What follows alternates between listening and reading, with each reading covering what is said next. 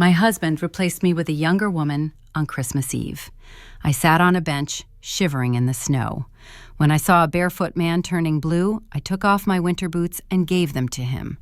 2 hours later, 17 black SUVs surrounded me. The man stepped out and simply said, "I'm glad to have you here. Follow my story until the end and comment the city you're watching from so I can see how far my story has reached. My name is Claudia, and I thought I knew what heartbreak felt like until December 24th, 2024. I had lived through my mother's death, the stress of nursing school, and countless sleepless nights caring for patients who didn't always make it home. But nothing prepared me for the sound of my husband's voice that evening, cold and detached, as he destroyed 28 years of marriage with a few carefully chosen words. "I can't do this anymore, Claudia." Trent stood in our kitchen, still wearing his gray wool coat, snowflakes melting on his shoulders. He hadn't even bothered to take off his shoes. The scent of cinnamon from the apple pie I'd spent all afternoon baking filled the air between us, a cruel contrast to the ice in his voice. I was wiping my hands on a dish towel, the same red and green one we'd used every Christmas since our second year of marriage. "Do what, honey? You just got home. Sit down. Let me make you some coffee." He shook his head, and I noticed how his brown hair had more gray now, how the lines around his eyes seemed deeper. At 57, Trent still looked handsome to me, still the man I'd fallen in love with when I was 27 and believed in forever. "I can't pretend anymore," he said, setting his keys on the counter with deliberate precision. "I haven't been happy for a long time." The dish towel slipped from my fingers. Something in his tone made my chest tighten. The same instinct that had served me well during 30 years of nursing. The ability to sense when something was terribly wrong. "What are you talking about? We were planning to open presents tomorrow morning. Remember? You said you got me something special this year." My voice sounded strange in my own ears, higher than usual, desperate. Trent looked at me then, really looked at me, and I saw something in his eyes that made my knees weak. Pity. He was looking at me with pity, the way you'd look at a stray dog you couldn't bring yourself to take to the shelter. "There's someone else, Claudia." The words hung in the air like smoke. I gripped the edge of the counter, my fingertips pressing into the cold granite we'd chosen together 3 years ago when we remodeled the kitchen. I'd wanted marble, but Trent said granite was more practical. Practical. Everything in our life had become practical. "Someone else," I repeated, my voice barely a whisper. "Her name is Jessica. She's—" He paused, running his hand through his hair the way he did when he was nervous. "She's 28. 28. The same age I was when I married him." The realization hit me like a physical blow, stealing the air from my lungs. I sank onto one of the kitchen stools, my legs no longer able to support me. "How long?" I managed to ask. 8 months. 8 months. While I'd been planning our anniversary dinner, while I'd been picking out Christmas presents, while I'd been lying in bed next to him every night, trusting and oblivious. "She makes me feel young again," Trent continued, and I realized he'd prepared this speech. These weren't spontaneous words torn from his heart. They were calculated, rehearsed. "She laughs at my jokes. She wants to try new things, go new places. With you, everything is so—" "So what?" I whispered. "Predictable, safe, old." Old. The word lodged itself in my throat like a stone. I thought about my body. 55 years of living, etched in lines around my eyes, in the softness of my belly, in the gray I'd started covering with hair dye 2 years ago. I thought about Jessica, 28 and fresh, with smooth skin and bright eyes and a future full of possibilities. "I see." I stood up slowly, surprised by how steady my voice sounded. "When are you leaving?" "Tonight. I've already moved most of my things to her apartment.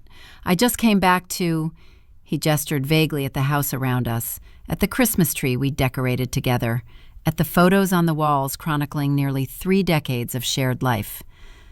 "To tell you." "How considerate of you to wait until Christmas Eve." He had the grace to look uncomfortable.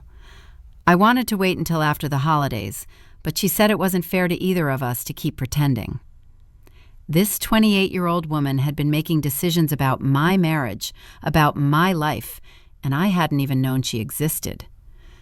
"The house is in both our names," I said, surprised by my own practicality in that moment. "We'll need to discuss." "Keep it," Trent interrupted. "I don't want to fight over things, Claudia. I just want to be happy." Happy. As if happiness was something he could only find by destroying someone else's life. As if our 28 years together had been nothing but misery for him. I walked to the window, looking out at the snow falling steadily on our neighborhood. Every house was decorated with lights, warm yellow glows spilling from windows where families were probably gathered around dinner tables, sharing stories and laughter. I pressed my palm against the cold glass. "Did you ever love me?" I asked without turning around. The silence stretched so long that I thought he might not answer. Finally, he spoke, and his voice was softer than it had been all evening. "I did, but people change, Claudia. I changed." I turned to face him one last time. He was standing by the door, keys in hand, ready to walk out of our life forever. He looked younger somehow, as if the confession had lifted a weight from his shoulders. "I hope she makes you happy, Trent. I really do." He blinked, clearly surprised by my response. Maybe he'd expected tears, screaming, begging. A month ago, he might have gotten all of that. But standing there in our kitchen, surrounded by the remnants of a life I'd thought was solid, I felt something unexpected. Relief. Not the sharp, sweet relief of good news, but the quiet relief of finally understanding something that had been confusing you for a long time. "Claudia, go," I said quietly. "Just go." After he left, I stood in the kitchen for a long time, listening to the silence. The house felt enormous around me, every room echoing with memories that would never feel the same again. I walked through the living room, past the Christmas tree with presents I'd wrapped so carefully underneath it, past the mantel where our wedding photos smiled down at a marriage that no longer existed. I grabbed my winter coat from the closet, wound my blue wool scarf around my neck, the one my mother had knitted for me before she died, and stepped out into the night. The snow was falling harder now, covering the world in pristine white, erasing everything that had come before. I had nowhere to go and no one to call. Our friends had all been couple friends, and I couldn't bear the thought of explaining what had happened. My sister lived in California, and it was too late to call. I was alone in a way I'd never been before, not even in the days after my mother's funeral. So I walked through our neighborhood with its perfect houses and perfect families, past the elementary school where I'd volunteered for years, past the church where Trent and I had been married on a bright June morning when we thought love was enough to last forever. The snow soaked through my boots and my feet began to go numb, but I kept walking. I needed to move, needed to feel something other than the hollow ache in my chest. The streets were empty. Everyone else was home with their families, safe and warm and loved. Eventually, I found myself at Memorial Park, the place where Trent and I used to bring picnics in the early years of our marriage. There was a bench near the pond, half buried in snow, and I brushed it off and sat down.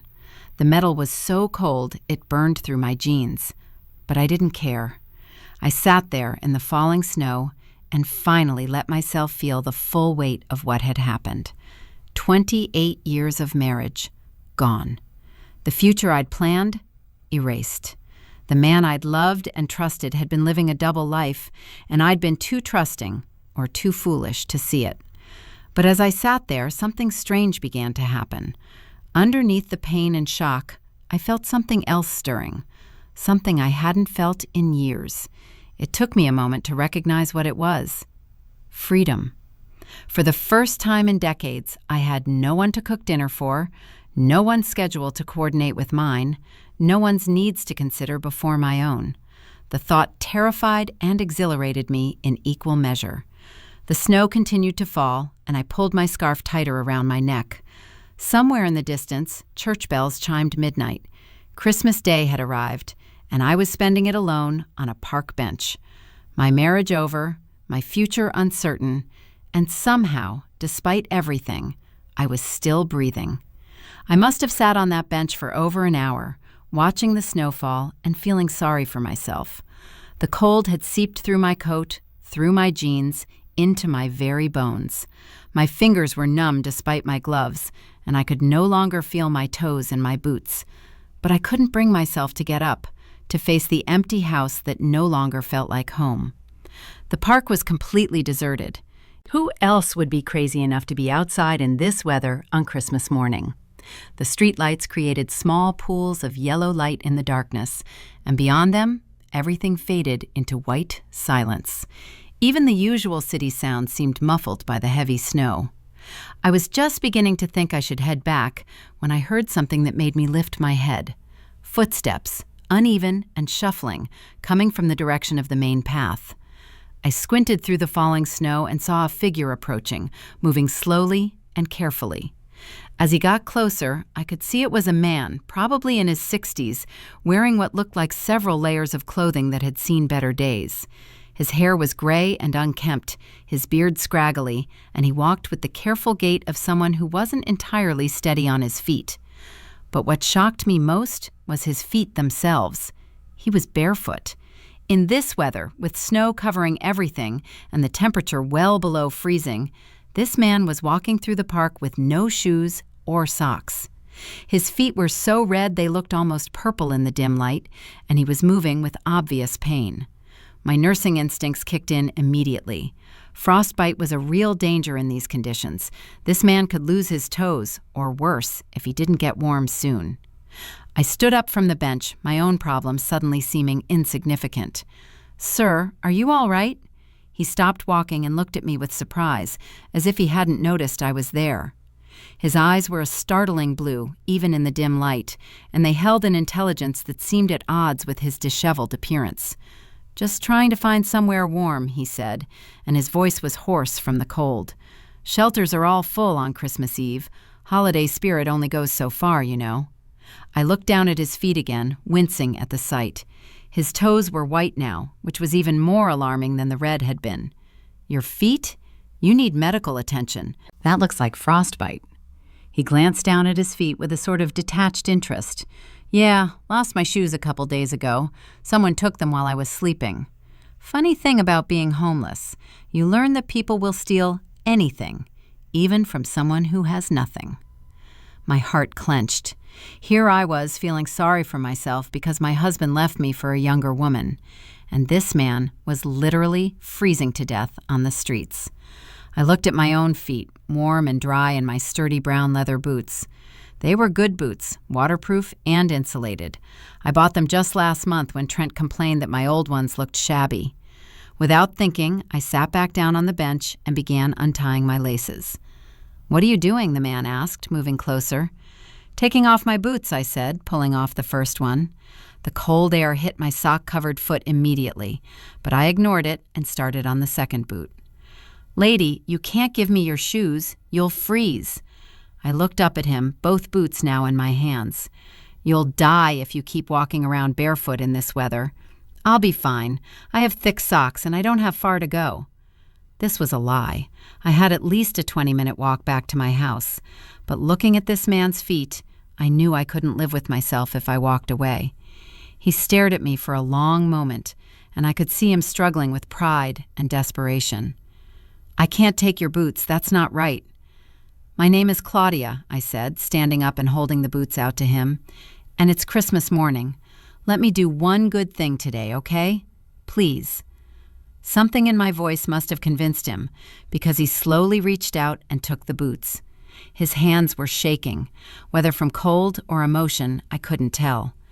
"I'm Marcus," he said quietly, "and thank you. You have no idea what this means." I watched as he sat down on the bench and pulled on my boots. They were a little big on him, but they would work. The relief on his face when his feet were covered and warm was worth every step I'd have to take in the snow. "Are you sure about this?" he asked, standing up and testing the fit. "I mean, really sure? Because once you walk away, I don't think you'll see these boots again." I smiled, and it felt strange because I hadn't smiled in hours. "I'm sure. My mother always told me that when you help someone, you shouldn't expect anything back. That's not helping. That's investing." Marcus looked at me with those sharp blue eyes, and I felt like he was really seeing me. Maybe the first person to really see me in years. Your mother sounds like a wise woman." She was. She died 5 years ago, but I still hear her voice sometimes, telling me to do the right thing, even when it's hard. I wrapped my arms around myself, partly for warmth, and partly because talking about my mother always made me feel vulnerable. "What are you doing out here on Christmas morning?" Marcus asked, "if you don't mind me asking. Most people are home with their families." I laughed, but there was no humor in it. "My husband left me tonight. Well, last night now, I guess, for someone younger. I didn't really have anywhere else to go." Marcus's expression softened. "I'm sorry, that's rough, especially on Christmas." "Could be worse," I said, looking at him. "I could be homeless and barefoot in a snowstorm." He smiled at that, a real smile that transformed his whole face. "You've got a point there, though heartbreak is its own kind of cold, isn't it?" I nodded, surprised by how accurately he'd described what I was feeling. "It is." We stood there for a moment in comfortable silence, two broken people who'd found each other in the snow. Then Marcus reached into one of his many pockets and pulled out something small and metallic. "I want you to have this," he said, holding out what looked like a simple silver coin. "It's not worth much, but it's all I have to give you." I took the coin, feeling its weight in my palm. It was warm, as if it had been in his pocket for a long time. There was an inscription on it, but it was too dark to read. "Thank you," I said, closing my fingers around it. "But you really don't need to give me anything." "Yes, I do," Marcus said firmly. "You gave me something precious when you didn't have to. I need to give you something back, even if it's small." I slipped the coin into my coat pocket, touched by his insistence on reciprocating. "Where will you go now?" "There's an all-night diner about 6 blocks from here. If I can make it that far, I can probably sit there until morning. Maybe get some coffee." He looked down at the boots again. "Thanks to you, I actually have a chance of making it." "Be careful," I said, meaning it. "And Marcus, I hope things get better for you." "They already have," he said. "And Claudia, I hope you realize you're worth more than any man who would leave you for someone younger. Sometimes the people who hurt us do us the biggest favor of our lives without meaning to." Before I could respond, he turned and walked away, his footsteps sure and steady now in my boots. I watched until he disappeared into the swirling snow, and then I was alone again. The walk home was brutal. The snow soaked through my socks immediately, and by the time I'd gone 2 blocks, I couldn't feel my feet at all. But somehow, I felt warmer inside than I had all evening. For the first time since Trent had walked out, I'd done something that mattered, something good and pure and right. I kept thinking about what Marcus had said, that sometimes the people who hurt us do us the biggest favor without meaning to. Maybe he was right. Maybe Trent leaving wasn't the end of my life, but the beginning of something new. When I finally made it back to my house, I ran a hot bath and soaked my frozen feet until feeling returned to them. I made myself a cup of tea and sat in my kitchen, still wearing my wet clothes, still processing everything that had happened. The coin Marcus had given me sat on the counter next to my teacup. In the light, I could see the inscription clearly now. It read, "Kindness is the only investment that never fails." I picked it up and turned it over in my fingers, wondering about this strange man who spoke like a philosopher and carried inspirational coins in his pocket. There had been something about him, something that didn't quite fit with his appearance, the way he spoke, the intelligence in his eyes, even his posture when he wasn't struggling with pain from the cold. But then I shook my head. It didn't matter who he was or where he'd come from.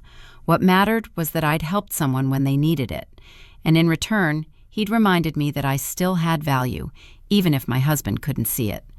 I finished my tea and finally went to bed, still thinking about blue eyes and silver coins, and the strange comfort I'd found in giving away my boots to a stranger.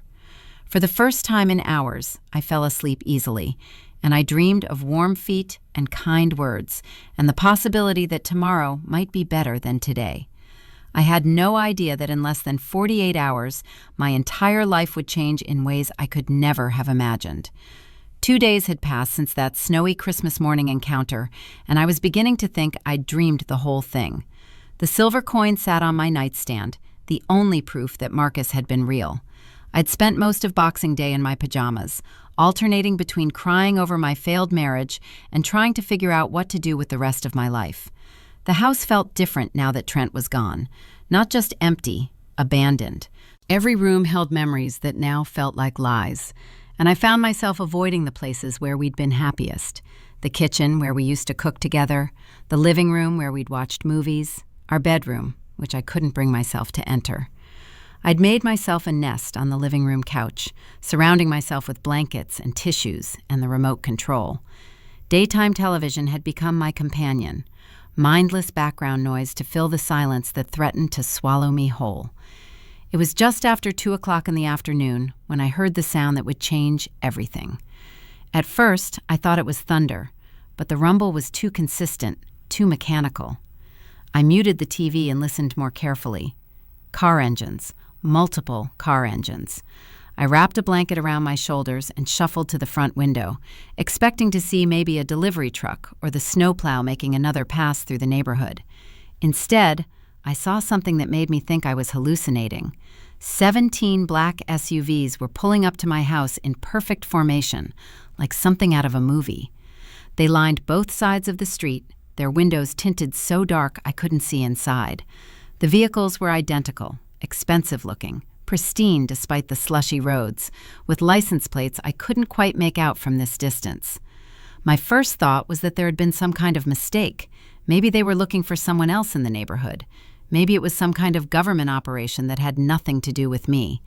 Then the doors started opening. Men in black suits emerged from each vehicle, moving with military precision. They weren't threatening. They kept their distance from my house, positioning themselves along the street like an honor guard. But their presence was unmistakably intentional. My heart was pounding as I stepped away from the window.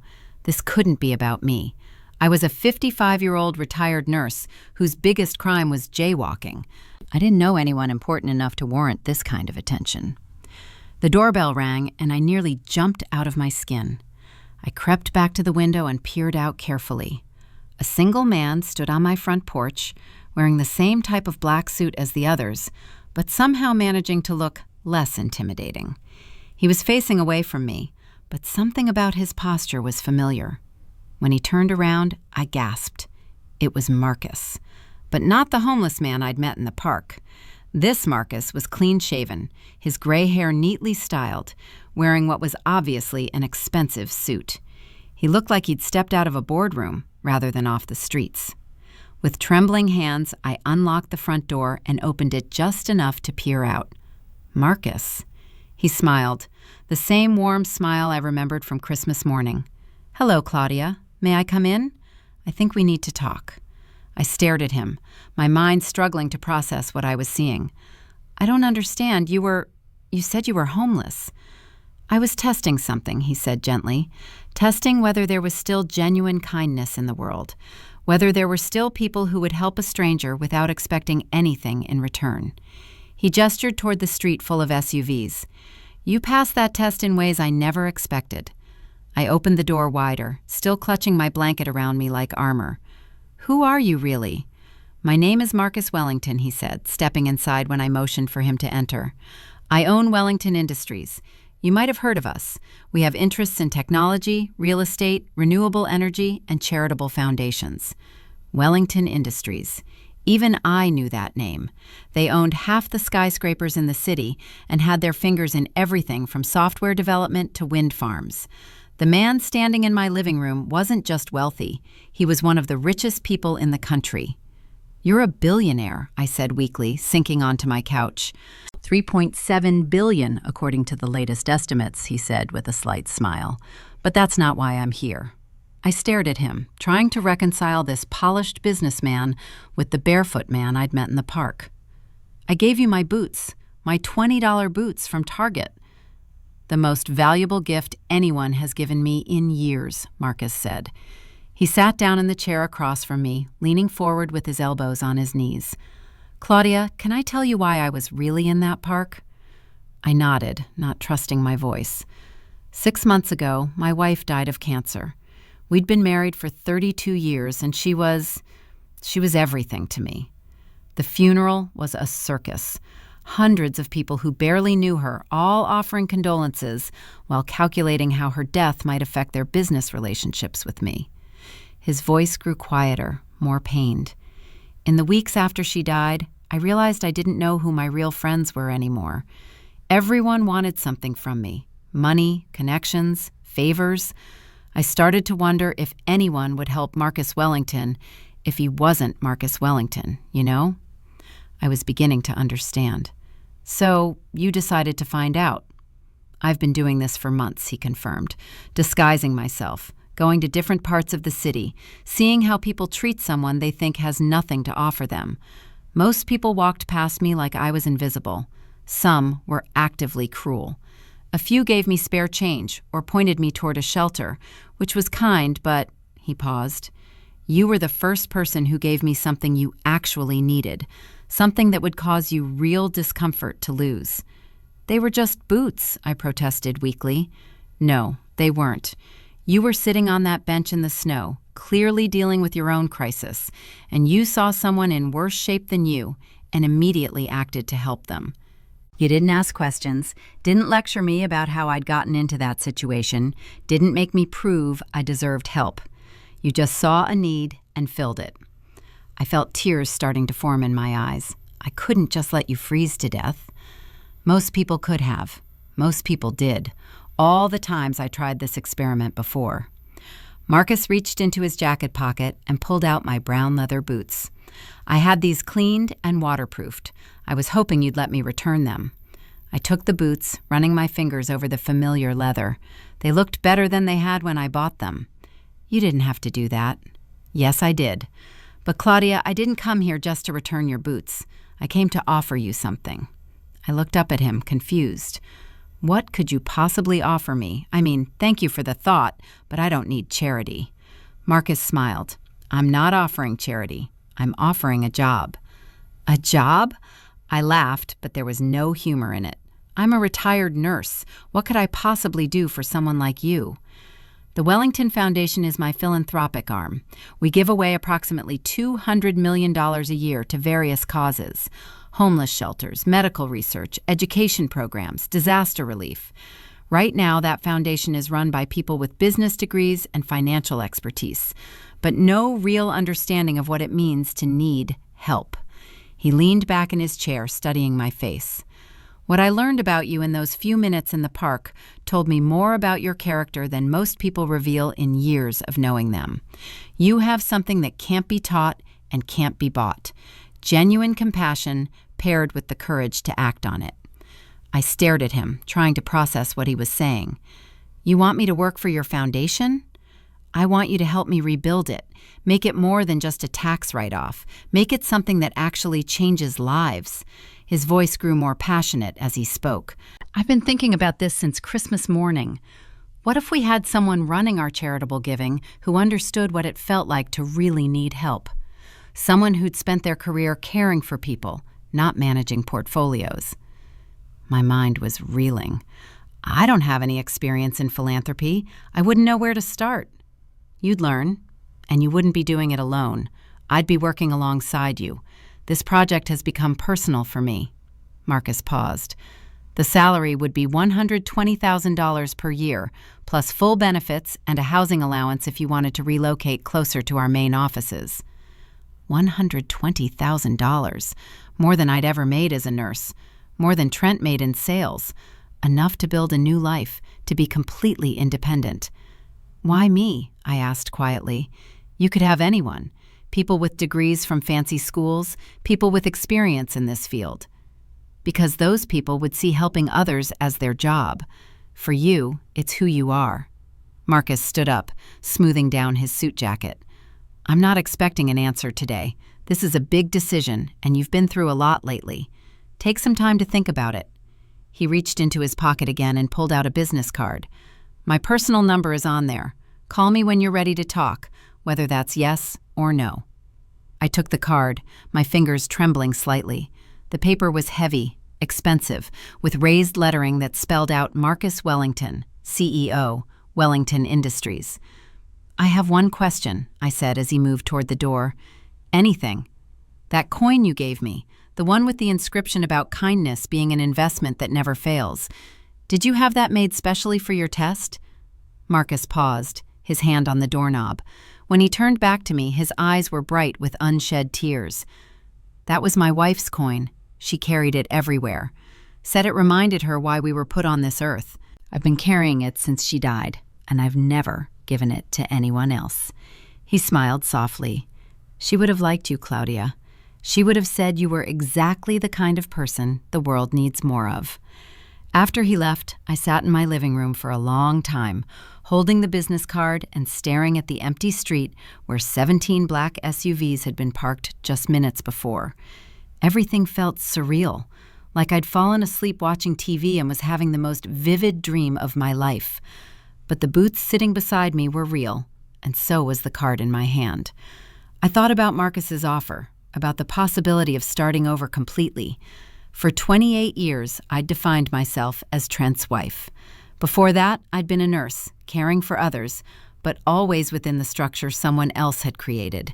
Now, I was being offered the chance to build something new, something meaningful, to take everything I'd learned about caring for people and use it on a scale I'd never imagined.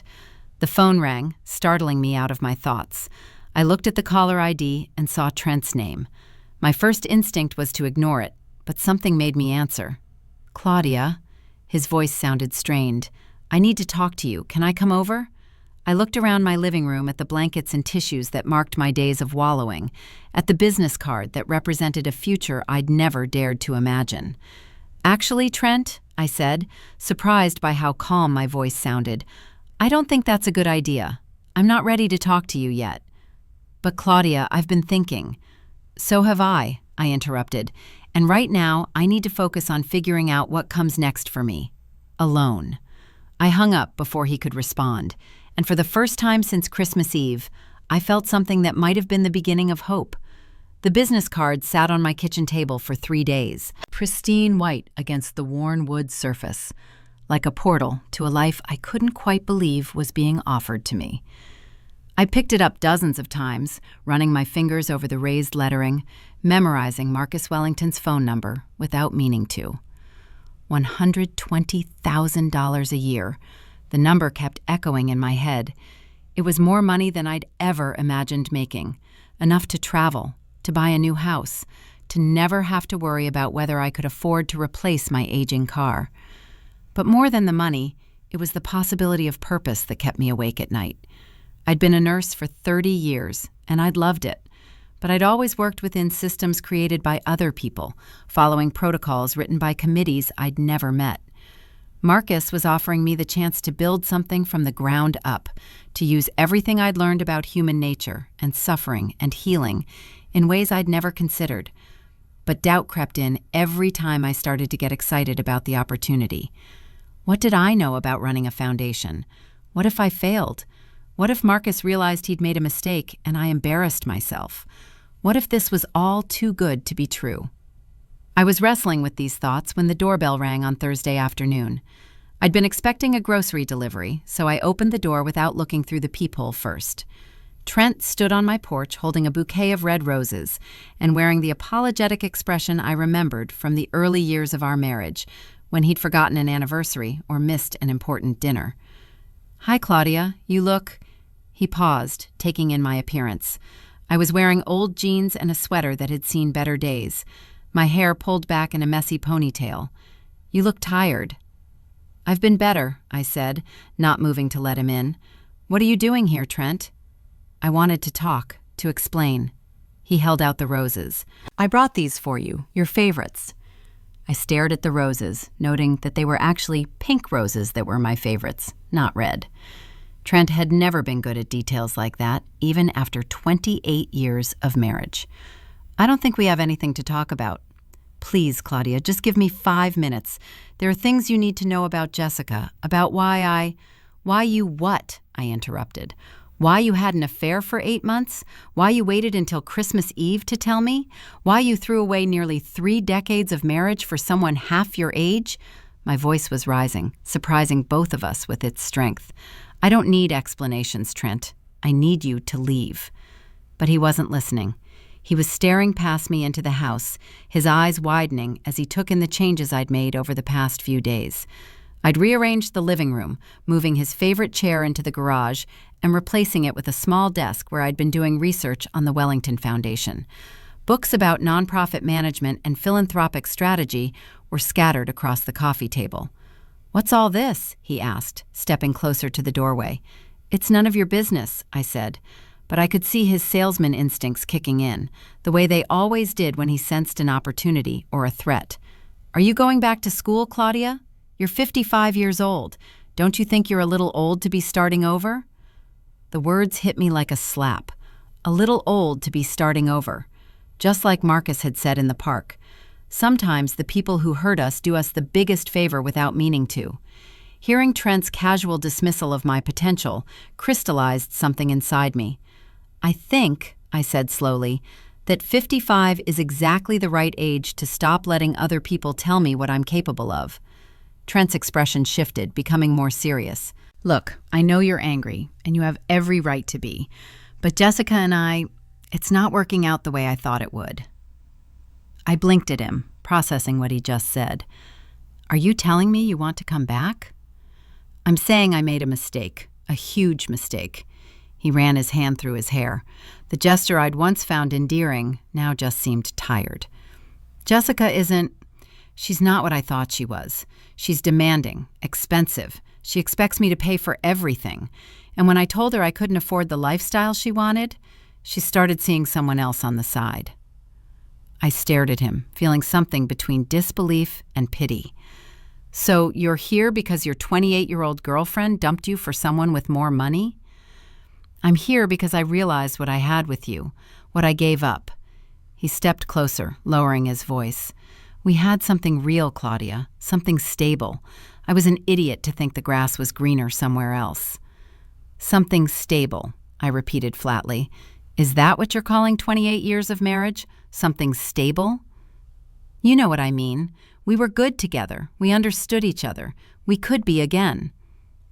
I looked at this man I'd loved for so long, really looked at him, and realized I was seeing him clearly for the first time in years. He wasn't offering love or passion or a chance to recapture what we'd lost.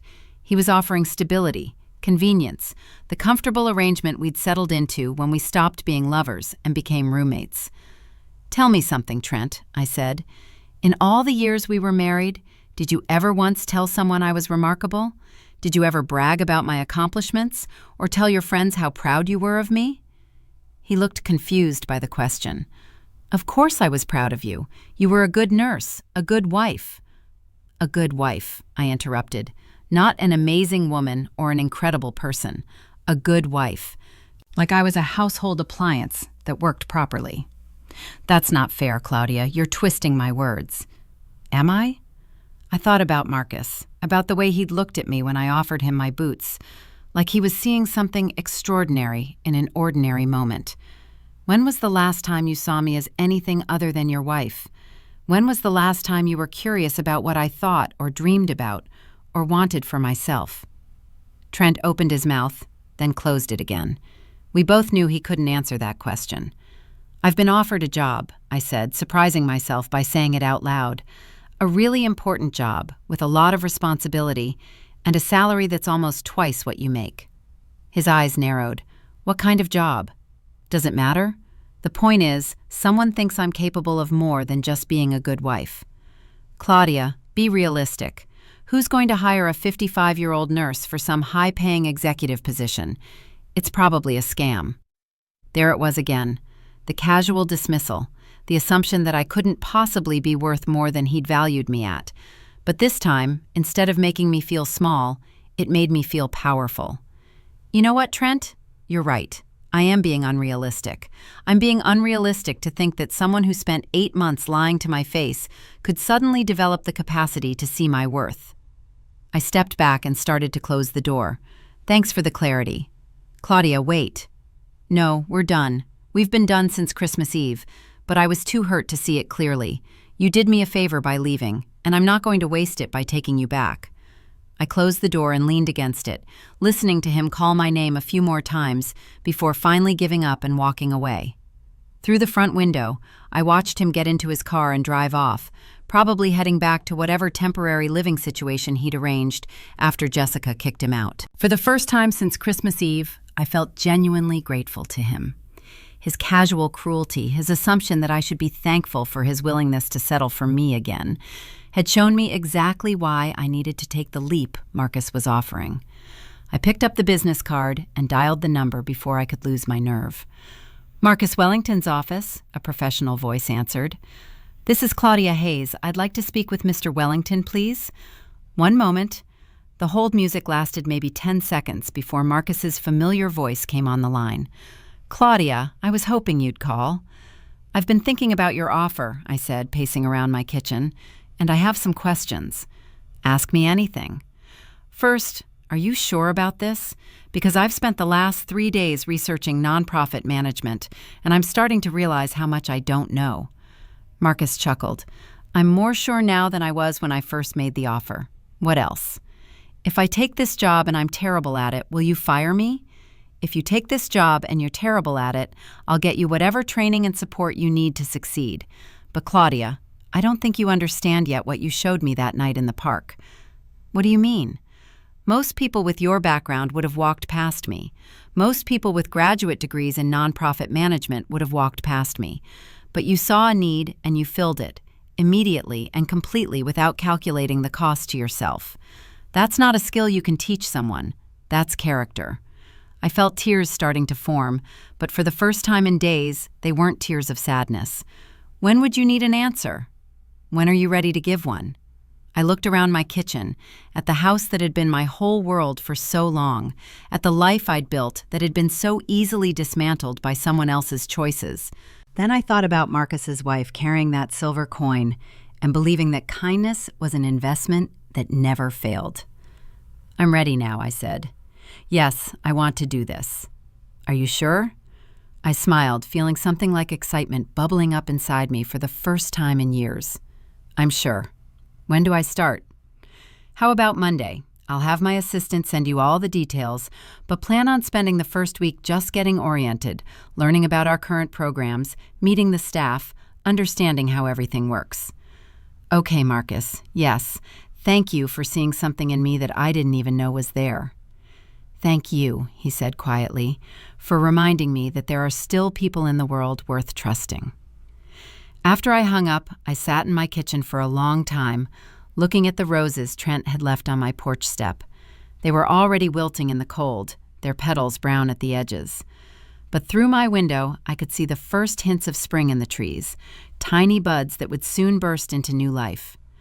I had a choice to make about those roses. I could bring them inside, try to revive them, pretend they were still beautiful, or I could leave them where they were and focus on what was coming next. I left them on the porch and went inside to start planning my new life. Monday morning arrived gray and drizzling, but I felt more energized than I had in months.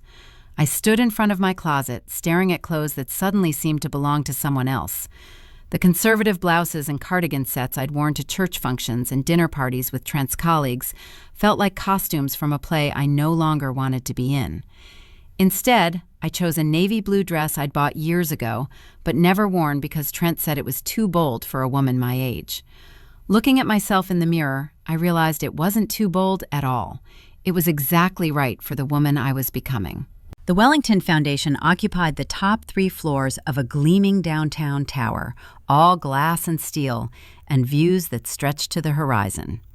As the elevator carried me up to the 32nd floor, I felt my stomach flutter with nerves and excitement in equal measure. Mrs. Hayes, a young woman with kind eyes and a warm smile, approached as soon as the elevator doors opened. "I'm Sarah Chen, Mr. Wellington's assistant. He's waiting for you in the conference room." I followed her through hallways lined with photographs of projects the foundation had funded: a children's hospital in Guatemala, a scholarship program for inner-city students, a water purification system in rural Africa. Each image told a story of lives changed, hope restored, futures made possible. Marcus was standing by a wall of windows when I entered the conference room, his hands clasped behind his back as he gazed out at the city below. He turned when he heard me come in, and his face lit up with a genuine smile. "Claudia, you look wonderful. Ready for your first day?" As ready as someone can be when they're not entirely sure what they're getting into, I admitted. He laughed. Honesty. I like that. Come, let me show you what we're working with. The next 4 hours were a whirlwind of information. Marcus introduced me to the foundation staff, 12 dedicated people who managed everything from grant applications to program monitoring to financial oversight. They were polite, but clearly skeptical about this middle-aged nurse who'd somehow landed a senior position without any relevant experience. Our current approach is very reactive, explained Janet Morrison, the interim director who'd been running things since the previous director left 6 months earlier. We receive applications, review them against our criteria, and either approve or deny funding. It's efficient, but impersonal, I finished, thinking about all the times I dealt with insurance companies and hospital administrators who treated patients as claim numbers rather than human beings. Janet nodded, looking surprised. Exactly. We rarely have direct contact with the people we're supposedly helping. Marcus leaned forward in his chair. That's one of the things I'd like to change. I want us to be more involved, more connected to the actual impact of our work. Over lunch, Marcus and I sat alone in his office while he explained his vision more fully. My wife used to say that charity without relationship is just guilt management. Rich people writing checks to feel better about their wealth without actually understanding or addressing the root causes of suffering. She sounds like she was a remarkable woman, I said, remembering the silver coin that now sat on my dresser at home. She was. She grew up poor, worked her way through college, became a social worker. She never let me forget that privilege comes with responsibility, but also that responsibility without compassion is just bureaucracy. I thought about my own experiences with bureaucracy during my nursing career, the times I'd watched patients suffer because someone in an office somewhere had decided their needs didn't fit the right category. What if we started visiting the organizations we fund? Not just the big, established ones, but the small grassroots groups that are doing work but don't have the resources to write impressive grant applications. Marcus's eyes lit up. Tell me more about that. Well, I've seen how the system works in hospitals. The programs that get funding are the ones with the best marketing, not necessarily the ones doing the most good. What if we went out and looked for the people who are making a difference but don't have the connections or the fancy presentations? Field research, Marcus mused. Direct observation. I love it. We spent the rest of the afternoon sketching out ideas for a more hands-on approach to philanthropy. By the time 5 o'clock arrived, I felt like I'd found something I'd been searching for my entire life, without knowing it. The week continued in much the same way. Each day brought new challenges, new learning opportunities, new ways of thinking about how wealth could be used to create meaningful change. The foundation staff, initially wary, began to warm up to me as they saw that I was genuinely interested in their expertise and willing to admit what I didn't know. It was Friday afternoon when my old life came calling. I was in my temporary office reviewing applications for medical equipment grants when Sarah knocked on my doorframe. "Mrs. Hayes, there's a man here to see you. He says he's your husband." My stomach clenched. "Thank you, Sarah. Please tell him I'll be right there."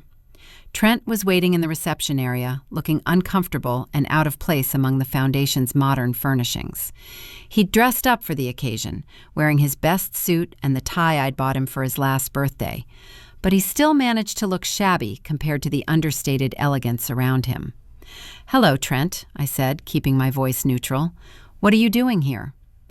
"I needed to see where you're working," he said, his eyes darting around the space with barely concealed amazement. "Claudia, this place is incredible. How did you even get a job here?" "I was offered the position," I said simply. "What do you want?" He lowered his voice, glancing around to make sure we weren't being overheard. "I want to talk about us, about our future." "We don't have a future, Trent. I thought I made that clear." "You're not thinking straight," he said, and I heard the familiar, condescending tone that I'd somehow learned to tolerate over the years. "You're making decisions based on anger and hurt feelings instead of logic." "Am I?" I crossed my arms. "What's the logical thing to do in your opinion?" "Come home. We can work through this. Marriage is about forgiveness, about giving people second chances." He gestured around the reception area. "This job, this whole thing, "It's not real, Claudia. You're playing dress-up in someone else's world." Before I could respond, Marcus appeared from the direction of the elevators. He took in the scene quickly, my tense posture, Trent's aggressive stance, the uncomfortable silence that had fallen over the reception area. "Is everything all right here?" he asked, his voice polite but carrying an undertone of authority that made Trent take a step back. "Marcus Wellington," I said, grateful for the interruption. "This is my ex-husband, Trent Hayes.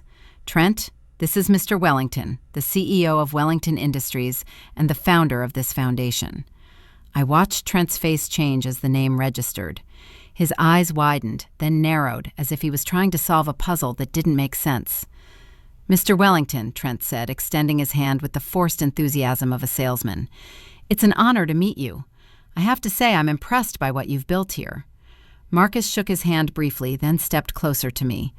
"Claudia has been an invaluable addition to our team this week.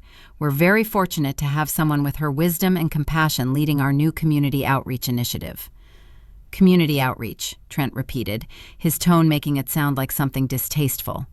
"That's interesting. Claudia always did have a soft spot for lost causes." The words hung in the air like a challenge. I felt my face flush with embarrassment and anger. But before I could respond, Marcus spoke. "I've found that the people who dismiss compassion as weakness are usually the ones who've never had the courage to practice it themselves," he said calmly. "If you'll excuse us, Claudia and I have a meeting to attend." He placed a gentle hand on my elbow, guiding me toward the elevators. As we waited for the doors to open, I could feel Trent's eyes boring into my back. "Claudia," Trent called out, his voice carrying a note of desperation I'd never heard before. "This won't last. These people don't really know you like I do. When they figure out who you really are, you'll come crawling back." The elevator doors opened, and Marcus and I stepped inside. As they closed, cutting off Trent's angry face, I realized I was shaking. "Are you all right?" Marcus asked gently. "I think so. I'm sorry about that. He had no right to come here." "Don't apologize, but can I ask you something?" I nodded. "Is that really how he sees you? As someone who wastes time on lost causes?" I thought about all the years I'd downplayed my volunteer work, the way I'd learned to make my nursing career sound like a hobby rather than a calling, the countless times I'd apologized for caring too much about people Trent considered unimportant. He always said I was too emotional, too invested in other people's problems. He thought it made me naive. Marcus was quiet for a moment as the elevator rose toward his office. When he spoke, his voice was thoughtful. "My wife used to tell me that the world has two kinds of people, those who see suffering and turn away, and those who see suffering and step toward it. She said the first group runs the world, but the second group saves it." The elevator doors opened, and as we walked toward his office, Marcus continued. "What your ex-husband calls naivety, I call courage. What he sees as weakness, I see as strength. He's wrong about you, Claudia, and more importantly, he's wrong about what matters in this world." That evening, I drove home through the city lights, thinking about the week I just completed. 5 days ago, I'd been a discarded wife with no clear future. Tonight, I was the director of community outreach for one of the largest charitable foundations in the country, with a salary that would let me build whatever life I wanted. But more than that, I was working with someone who valued the same things I did, who saw my compassion as an asset rather than a weakness. As I pulled into my driveway, I noticed that the roses Trent had left on my porch were completely dead now, their petals scattered by the wind. But in my garden, the daffodils I'd planted last fall were beginning to push through the soil, bright green shoots reaching toward the spring sun. I gathered up the dead roses and threw them in the trash, then went inside to call my sister in California and tell her about my new life. For the first time in months, I had good news to share. 6 months later, I stood in front of the bathroom mirror in my new apartment, adjusting the silver necklace that had become my signature piece, the one Marcus had given me after our first major foundation success. The woman looking back at me was someone I barely recognized from that snowy Christmas morning when my world fell apart. My hair was shorter now, cut in a style that actually flattered my face instead of hiding it. I'd learned to wear makeup that enhanced rather than concealed, and my clothes reflected confidence rather than the desire to be invisible. But the biggest change wasn't physical. It was in my eyes. They held a light that hadn't been there for years. Today marked our foundation's most ambitious project launch yet, the Second Chances Community Center in the neighborhood where I'd first met Marcus. It was fitting somehow that we were returning to the place where both of our lives had changed forever. The past 6 months had been a whirlwind of learning, growing, and discovering capabilities I'd never known I possessed. Our new approach to philanthropy, getting out of the office and into the communities we served, had revolutionized the way Wellington Foundation operated. Instead of waiting for grant applications to come to us, we actively sought out grassroots organizations that were making a difference but lacked resources. I'd travel to inner-city schools where teachers were buying supplies with their own money, visited homeless shelters run by volunteers who'd once been homeless themselves, and met with community leaders who were fighting food deserts with urban gardens and neighborhood markets. Each visit had taught me something new about resilience, about the power of people to lift themselves up when given just a little support. The Foundation's impact has increased by 300% since we implemented your Community First model, Marcus had told me just last week, showing me the latest reports. But more importantly, we're actually seeing lives change, real, measurable change. Today's grand opening was the culmination of everything we'd learned. The Second Chances Community Center would provide job training, childcare, addiction counseling, and educational programs all under one roof. But more than that, it would be a place where people could find dignity and hope, regardless of their circumstances. As I drove to the event, I thought about how different this drive was from that terrible Christmas Eve journey 6 months ago. Then I'd been fleeing heartbreak with no destination in mind. Now I was heading towards something I'd helped create, something that would outlast me and make the world a little bit better. The center was buzzing with activity when I arrived. Local news crews were setting up their equipment. Community members were touring the facilities, and children were already using the new playground equipment we'd installed in the courtyard. I found Marcus near the main entrance, talking with the center's director, a woman named Rosa, who'd been born in this neighborhood and had worked her way through college before returning to help others do the same. When he saw me approaching, his face lit up with the warm smile I'd come to cherish. "There she is," he said, reaching out to squeeze my hand, "the woman who made all this possible." "We made this possible," I corrected, but I felt a flush of pride at his words. Rosa hugged me tightly. "Mrs. Hayes, I can't thank you enough. When you came to visit our little program 6 months ago, we were operating out of someone's basement with a budget of $500 a month. Now look at this place." I looked around at the bright, welcoming space, the computer lab where people could learn new skills, the child care center where working parents could leave their children safely, the meeting rooms where support groups would gather. It was everything we dreamed of and more. "You were already changing lives, Rosa. We just gave you a bigger space to do it in." The dedication ceremony was simple but moving. Marcus gave a speech about the importance of investing in communities rather than just programs. Rosa spoke about the transformative power of having people believe in you. And I found myself talking about second chances, about how sometimes the worst thing that happens to you can become the doorway to the best thing. 6 months ago, I told the gathered crowd, I thought my life was over. I thought I was too old, too ordinary, too set in my ways to start again. But I learned something important. It's never too late to discover who you're meant to be. As I spoke, I caught sight of a familiar figure at the back of the crowd. Trent was standing near the parking lot, partially hidden behind a news van. Our eyes met for a moment, and I saw something in his expression I'd never seen before. Respect. And maybe, just maybe, a hint of regret. After the ceremony, as people mingled and children played, I found myself standing in the courtyard garden, admiring the vegetables and flowers the community volunteers had planted. The space reminded me of my mother's garden, where she'd taught me that nurturing small things could yield big results. Beautiful, isn't it? Marcus appeared beside me, holding 2 cups of coffee from the center's new cafe. It's perfect, I said, accepting the coffee gratefully. Your wife would have loved this place. Marcus nodded, his expression growing thoughtful. She would have loved you. The way you've transformed this foundation, the way you see possibilities where others see problems. He paused, seeming to gather his courage. Claudia, there's something I've been wanting to tell you. I looked at him, noting the nervous energy that seemed so unlike his usual composed demeanor. These past 6 months working alongside you have been the happiest I've been since Elizabeth died. You've helped me remember that there's still beauty in the world, still reasons to hope. He set down his coffee and turned to face me fully. I know we work together, and I know you're still healing from your divorce, but I have to ask, would you consider having dinner with me tonight? Not as colleagues, but as more. I felt my heart skip a beat. Over the months, I'd noticed the way Marcus looked at me, the way our hands lingered when they touched, the way our conversations had become more personal and intimate.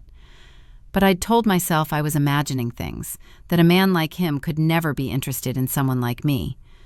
Marcus, I began, but he held up his hand. Before you answer, I want you to know something. That night in the park when you gave me your boots, you saved more than my feet from frostbite. You saved my faith in humanity. You reminded me that there are still people in the world who care more about doing right than doing well. He reached into his jacket pocket and pulled out my old brown boots, the ones he'd had cleaned and returned months ago. I've been carrying these in my car ever since you gave them back to me. They remind me of the moment I met the most extraordinary woman I've ever known. I stared at the boots, remembering that snowy night when I'd felt like my life was ending. How could I have known that in giving away something so simple, I was opening the door to everything I'd never dared to dream of? Yes, I said quietly. Yes, I'll have dinner with you. Yes, I'd like to see where this leads. I smiled, feeling bold and nervous and hopeful all at once. But Marcus, anything.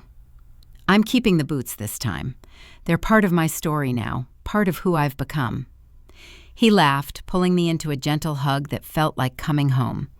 I wouldn't have it any other way.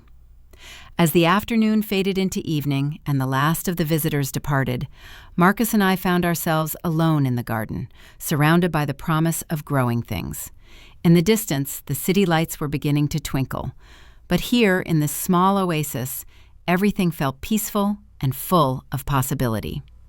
Can I tell you something? I said, leaning against Marcus's shoulder as we sat on a bench overlooking the vegetable plots.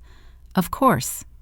6 months ago, when Trent left me, I thought I was being thrown away, like something that had outlived its usefulness. But I realize now that I wasn't being thrown away. I was being set free. Marcus squeezed my hand. Free to become who you were always meant to be. Free to find someone who sees me the way you do. Someone who values kindness over convenience, compassion over comfort.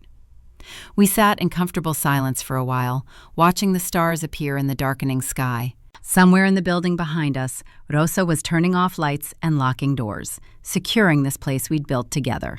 This testament to the power of second chances. My mother used to say that gardens teach us about hope, I said eventually.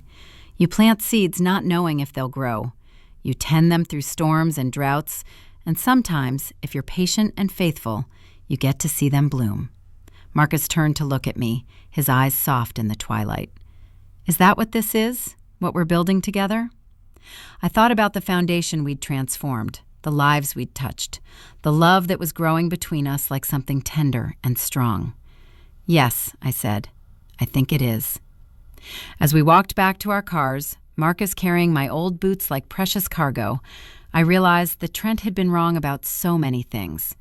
He'd said this new life wouldn't last, that I'd come crawling back when people figured out who I really was. But they had figured out who I really was, and it turned out to be someone worth investing in, someone worth believing in, someone worth loving. Not the woman who tried to make herself small to fit into someone else's life, but the woman who had the courage to give her boots to a stranger on a snowy night. That woman, it turned out, was exactly who I was meant to be all along. 3 years later, I would stand in the same garden at my wedding reception, surrounded by the community we'd helped nurture and the love we'd grown together. Marcus would joke in his speech that he'd proposed to me twice, one as a homeless man asking for help, and one as himself asking for my heart. Both times he'd say, I'd given him exactly what he needed. But that night, as I drove home to the life I'd built for myself, I knew the truth. In giving him what he needed, I'd finally found what I needed too. Not someone to complete me, but someone to grow alongside. Not someone to take care of me, but someone who treasured the way I took care of others. The silver coin from Marcus's wife still sat on my dresser, its inscription a daily reminder. Kindness is the only investment that never fails. Looking back, I could see that every act of kindness, from the boots I'd given a stranger to the foundation we'd built together, had returned to me, multiplied, transformed into something more beautiful than I could have imagined. Sometimes the end of one story is just the beginning of another. Sometimes the worst day of your life is the first day of your real life. Sometimes, if you're very lucky and very brave, giving away your boots to a stranger in the snow can lead you to exactly where you belong. Now, I'm curious about you who listen to my story. What would you do if you were in my place? Have you ever been through something similar? Comment below. And meanwhile, I'm leaving on the final screen 2 other stories that are channel favorites, and they will definitely surprise you. Thank you for watching until here.